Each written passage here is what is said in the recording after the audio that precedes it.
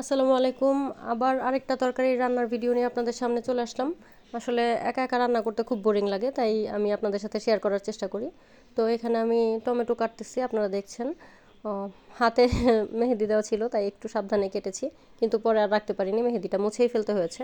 তো যাই হোক, আমি এখানে টমেটো কাটার পর মাঝারি সাইজের 4টা পেঁয়াজ নিয়েছি। পেঁয়াজ কুচিগুলো খুব সাবধানে করবেন, যদি ছুরি দিয়ে কাজ করেন তাহলে অবশ্যই খুব সাবধানে কাজ করার চেষ্টা করবেন। আমার অভ্যাস আছে, তাই হচ্ছে আমি করছিও দ্রুত, প্লাস হচ্ছে ভিডিও এডিট করার সময় আরও দ্রুত করে ফেলেছি। আপনারা অবশ্যই আস্তে আস্তে করবেন। তো যাই হোক, এখানে পেঁয়াজ কুচি করা হয়ে গেলে আমি অন্যান্য প্রয়োজনীয় উপকরণগুলো কাটবো। আপনারা যারা রান্নার ভিডিও দেখতে পছন্দ করেন, আশা করি তারা আমার ভিডিওগুলো দেখবেন। আমার ফ্রেন্ডরা দেখে অনেকেই রেগুলার।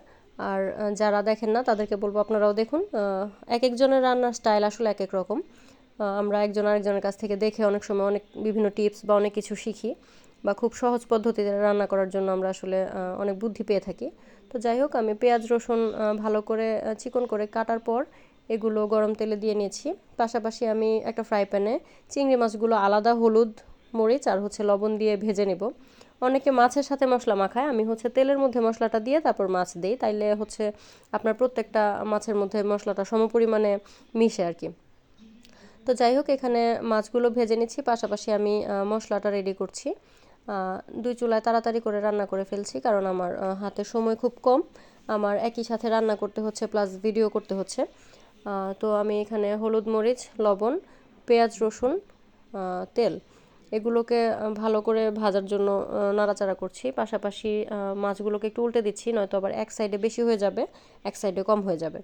তো মাছটা অনেকে না ভেজেই রান্না করে, তো আমি হচ্ছে মাছ ভেজে তারপরে ভুনাটা করার চেষ্টা করি। হালকা একটু পানি দিচ্ছি এখানে, যেন মশলাটা পুড়ে না যায়। আপনারা যার যার পছন্দ মতো রান্না করবেন। এখানে যারা আমাকে ফলো করবেন তারা এইভাবে ভেজে নিতে পারেন। মাছ ভাজার সময় আমি এখানে একটু লবণ দিয়েছি, পাশাপাশি পেঁয়াজের মধ্যেও লবণ দিয়েছি। মশলার পরিমাণটা একটু কম রাখার চেষ্টা করি আমি, কারণ আমি মশলা খুব কম খাই। আপনারা চাইলে আরও বেশি দিয়ে নিতে পারেন। তো যাই হোক, এখানে অলমোস্ট আমার 8 থেকে 10 মিনিট টাইম লেগেছিল। তো ভিডিওটা আমি 4 মিনিটের মধ্যে করার চেষ্টা করেছি। আমি এই তরকারিটার মধ্যে মটরশুঁটি দিতে পছন্দ করি। মটরশুঁটি দিলে এটা টেস্ট আরও অনেক গুণ বেড়ে যায়। আপনারা যারা এখনও মটরশুঁটি দিয়ে টমেটো দিয়ে চিংড়ি মাছ ভুনাটা খান নাই, তাদেরকে বলবো এভাবে রান্না করে অ্যাটলিস্ট একবার হলেও ট্রাই করবেন। আশা করি ভালো লাগবে।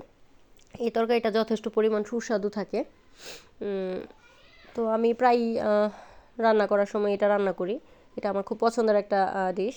এখানে কাঁচামরিচ 4টা দিয়েছি। কাঁচামরিচের ফ্লেভারটা আসলে রান্নার স্বাদ আরও বাড়িয়ে তোলে। পাশাপাশি ধনেপাতা, এই জিনিসগুলো আসলে ফ্লেভারের জন্যই আমরা দিই। সেই সাথে ভিটামিন সি তো পর্যাপ্ত পরিমাণে আছেই। ভিটামিন সি হচ্ছে এমন একটা পুষ্টি যা হচ্ছে আমাদের প্রতিদিনই কাজে লাগে। এটা শরীরে সংরক্ষিত অবস্থায় থাকে না। তো আপনার ভিটামিন সিটা প্রতিদিনই গ্রহণ করা উচিত। তো যাই হোক, এখানে আমি চিংড়ি মাছ দেওয়ার আগে টমেটো, কাঁচামরিচ, ধনেপাতা এগুলো সব দিয়ে ভালো করে রান্না করে নিয়েছি। এখন রান্নার শেষ পর্যায়ে আমি হচ্ছে হালকা একটু পানি দিচ্ছি, কারণ টমেটো, কাঁচামরিচ এগুলো সিদ্ধ হওয়ার জন্য একটু পানি প্রয়োজন। একদম পানি ছাড়া রান্না করলে বেশি শুকনো হয়ে যাবে, পোড়া লাগার সম্ভাবনা আছে। তো হালকা একটু পানি একটু পরপর দিয়ে আমি হচ্ছে একটু মানে ভেজা রাখার চেষ্টা করছি তরকারিটা।